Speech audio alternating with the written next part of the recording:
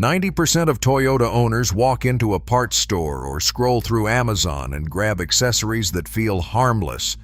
A seat cover here, a phone mount there, a set of LED headlight bulbs because the stock ones look yellow. None of it seems dangerous. But some of these products interact with systems Toyota engineers spent years calibrating, and the wrong accessory can quietly interfere with your airbags, your sensors, your electrical system, or your engine's fuel trim. This isn't about brand snobbery or forcing you to buy overpriced dealer parts. It's about understanding what's actually happening behind the plastic and fabric, so you don't turn a simple upgrade into a safety hazard or a $500 repair bill. Let's go through the 10 Toyota accessories you should think twice about before installing. Accessory number 1. Universal seat covers that don't account for side airbags. Most modern Toyotas, including the Camry, Corolla, RAV4, and Highlander, use seat-mounted side airbags built directly into the outer bolster of the front seats. These airbags are designed to burst through a specific seam in the seat upholstery during a side impact collision. That seam is engineered with a precise tear pattern, so the airbag deploys outward toward the occupant instead of inward or upward into the door panel. A universal seat cover, especially the thick, quilted, one-size-fits-all kind sold online, wraps completely around that bolster and covers the seam. If a collision happens, the airbag can deploy into the cover instead of through it, changing its direction, delaying its timing, or in worst cases, preventing it from deploying properly at all. Toyota specifically designs its OEM and airbag-compatible seat covers with a separate seam or hidden zipper sewn directly over the airbag deployment zone. If you're shopping for seat covers, look specifically for the phrase "side airbag compatible" on the packaging. It's not marketing fluff. It's the difference between a cover that protects your seats and one that could interfere with a safety system your car was built around. Accessory number 2. Aftermarket LED headlight bulb kits installed into stock halogen housings. This is one of the most common accessories Toyota owners buy, and one of the most misunderstood. Stock Toyota headlight housings, whether they're a reflector-style housing or a projector-style housing, are designed around the specific light pattern and filament position of a halogen bulb. When you swap in an LED bulb, the light source itself has a completely different shape and beam angle than the halogen filament the housing was engineered around. The result is a beam pattern that scatters unpredictably. Some of that light gets thrown upward and outward instead of down onto the road, which is exactly why oncoming drivers flash their high beams at cars with aftermarket LED kits installed in halogen housings. It's not that the other driver is being rude. Your headlights are genuinely blinding them. There's a second issue that's less talked about. Many of these kits include a small CAN bus decoder or resistor module wired into the harness to trick the vehicle's electrical system into thinking a halogen bulb is still installed. Poorly made versions of these decoders generate heat inside the headlight housing, and that heat can degrade the plastic connector, melt the wiring insulation, or in rare cases, create a short that trips a fuse. If you want brighter, whiter light, the safer path is a housing genuinely designed for LED or HID output from the factory, not a bulb swap into a reflector shape that was never meant to hold one. Accessory number 3. Universal rubber or carpet floor mats that aren't secured with anchor points. This one has real history behind it. Toyota and Lexus went through a well-documented unintended acceleration issue in 2009 and 2010, tied directly to floor mats that weren't properly clipped down. If a floor mat is loose, or if it's a universal mat that doesn't match the exact anchor point layout of your specific Toyota model, it can slide forward under hard braking or acceleration and physically wedge itself underneath the accelerator pedal. Once that happens, the pedal can get pinned to the floor, and the driver loses the ability to lift off the throttle normally. Toyota's response to that crisis was to redesign floor mat anchor systems across its lineup, using metal hook and clip retention points built into the floor pan specifically to lock the mat in place. When you buy a universal floor mat, especially a cheap all-weather rubber one from a big box store, it often doesn't have holes that line up with those factory anchor points. The fix isn't complicated. Buy mats designed for your exact year, make, and model, and actually use the retention clips instead of leaving the mat loose on the carpet. Accessory number 4. Aftermarket remote start kits installed without a proper bypass module. Remote start feels like a simple convenience, especially if you live somewhere with real winters. But Toyota's ignition system, especially on vehicles with the Smart Key Immobilizer system, is built around a security handshake between the key fob's transponder chip and the engine control unit. A cheap remote start kit that skips the bypass module and instead splices directly into the ignition wiring is trying to trick that handshake into thinking a key is present when it isn't. When it's done correctly, with a proper bypass module matched to your specific Toyota model, this works fine. When it's done with a generic universal harness by someone unfamiliar with Toyota's wiring, it can cause a parasitic electrical draw that slowly drains the 12-volt auxiliary battery overnight, trigger random dashboard warning lights, or in some cases damage the ignition switch itself from repeated improper signals. It can also void portions of your warranty if the installation damages factory wiring. If you want remote start, the safer route is a Toyota certified installer using a kit specifically engineered for your model's immobilizer system, not the cheapest universal box you can find online. Accessory number 5. Magnetic phone mounts placed near the dashboard or air vents. These are everywhere because they're convenient, but there are 2 real problems worth knowing about. First, many newer Toyota models come with a built-in compass function integrated into the multi-information display along with a QI wireless charging pad. A strong magnet sitting inches away from these components can throw off the compass reading, causing it to display the wrong direction, and can interfere with the wireless charging coil's ability to properly detect and charge a phone placed nearby. Second, and more importantly, phones themselves have gotten more magnet sensitive. Newer iPhones with MagSafe technology contain sensitive internal magnetometers, and in some cases, components that can be affected by strong aftermarket magnets not designed to the same tolerances as Apple's official magnets.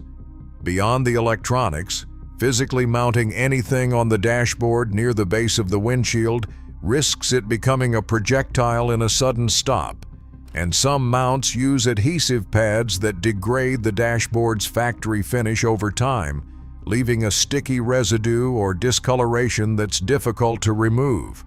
If you want a phone mount, a vent-mounted or console-mounted option that doesn't rely on strong magnets near your instrument cluster is the safer choice. If you're finding this useful so far, go ahead and hit that like button and subscribe. It genuinely helps me keep making videos that give you honest, practical advice instead of just trying to sell you something. Accessory number 6. Cheap aftermarket cold air intakes and performance tuning chips. These are marketed hard on the promise of extra horsepower and a more aggressive engine sound. And for muscle cars or trucks with room to spare, some intake upgrades genuinely work well when engineered properly. But Toyota's engine bays, especially on the four-cylinder models like the Corolla, Camry, and RAV4, are tightly packaged around a specific mass airflow sensor calibration. That sensor measures the exact volume and density of air entering the engine so the engine control unit can calculate the correct fuel-to-air ratio in real time. A poorly designed aftermarket intake changes the shape and turbulence of the air moving past that sensor, and if the intake wasn't specifically engineered and tested for your exact engine code, the sensor can send inaccurate readings to the ECU. That leads to a lean fuel condition, meaning the engine is running with too much air relative to fuel, which raises combustion temperatures and can accelerate wear on pistons and valves over time. It's also one of the most common causes of a check engine light and a failed emissions test on modified Toyotas. Performance tuning chips that promise more power through a simple plug-in device carry a similar risk, since they often push more fuel or more ignition timing than Toyota's factory tune allows for, without the cooling and fueling upgrades that would normally be needed to support that safely. Unless you're working with an intake and tune specifically dyno tested and calibrated for your exact engine, the risk usually outweighs the marginal gains. Accessory number 7. Universal wheel spacers. Wheel spacers are popular for people who want a slightly wider stance or want to clear larger aftermarket brakes, and they push the wheel outward from the factory hub by adding a plate between the wheel and the wheel hub bearing assembly. The problem is that this changes the leverage and load angle on the wheel bearing and the wheel studs in ways Toyota did not engineer for. Every additional millimeter a wheel is pushed outward increases the bending moment on the studs and increases stress on the wheel bearing assembly, particularly during hard cornering.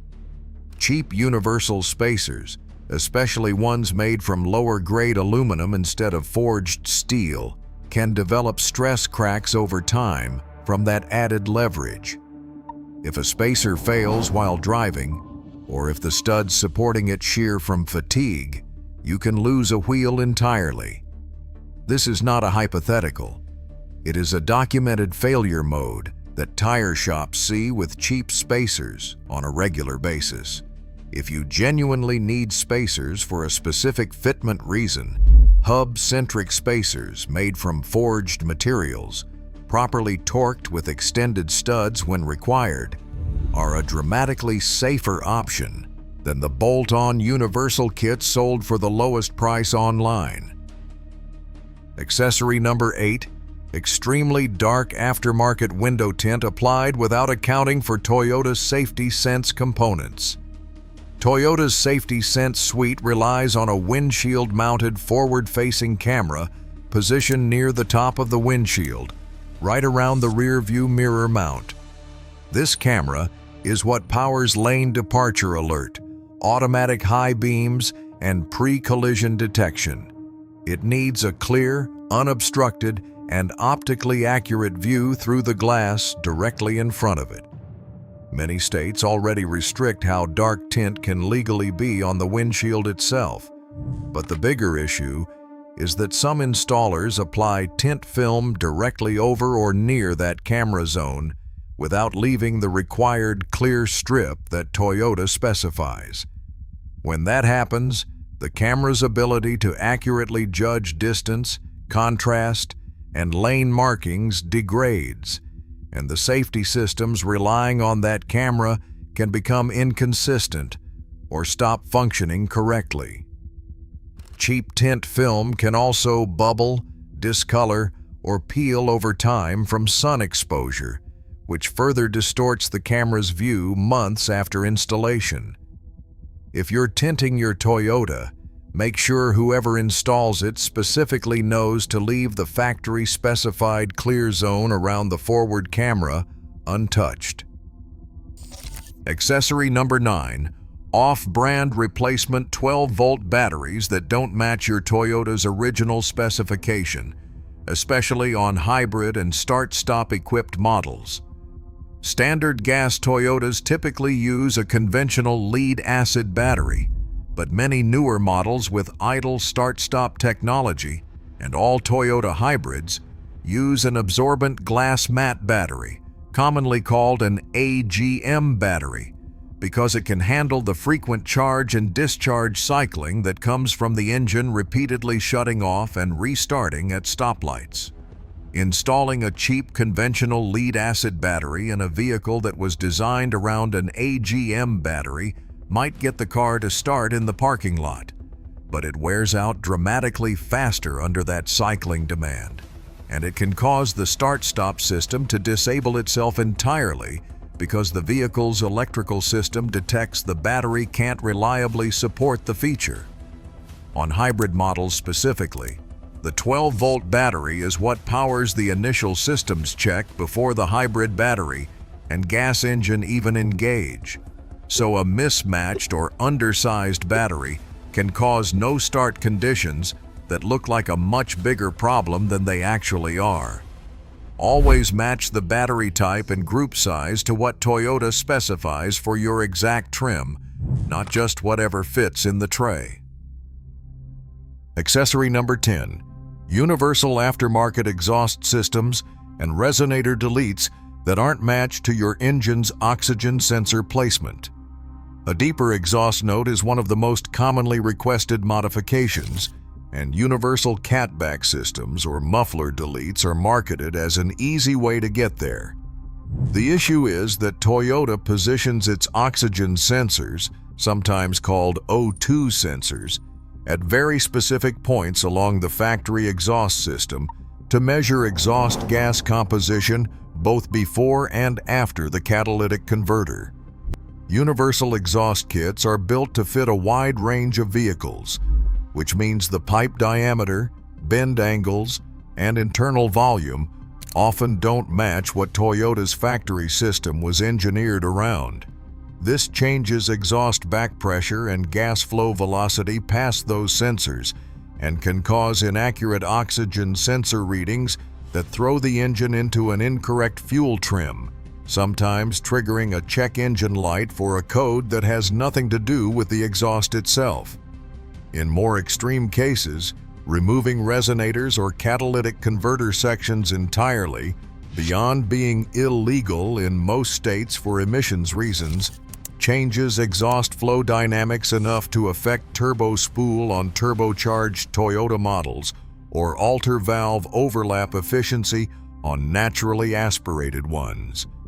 If you want a different exhaust tone, systems specifically designed, tested, and tuned for your exact engine and trim level exist, and they're worth the extra cost over a generic universal kit that was never actually validated on a Toyota. So here's the pattern running through all 10 of these. It's almost never the category of accessory that's the problem. Seat covers, headlight bulbs, floor mats, phone mounts, intakes, spacers, tint, batteries, and exhaust systems all have versions that work perfectly fine on a Toyota. The danger comes from the universal, one-size-fits-all versions that were designed to be cheap and broadly compatible rather than engineered around the specific sensors, airbags, and calibrations your car actually has. Toyota spent years tuning the relationship between your mass airflow sensor and your fuel trim, between your seat seam and your side airbag, between your forward camera and your windshield glass. Every one of these accessories has the potential to quietly disrupt that relationship in ways you won't notice until the moment it actually matters. Before you buy anything for your Toyota, it's worth spending the extra few minutes checking whether it was actually designed for your exact model. not just whether it technically bolts on. If you found this helpful, stick around, because next I'm breaking down the maintenance habits that actually help Toyota engines cross the 300,000-mile mark.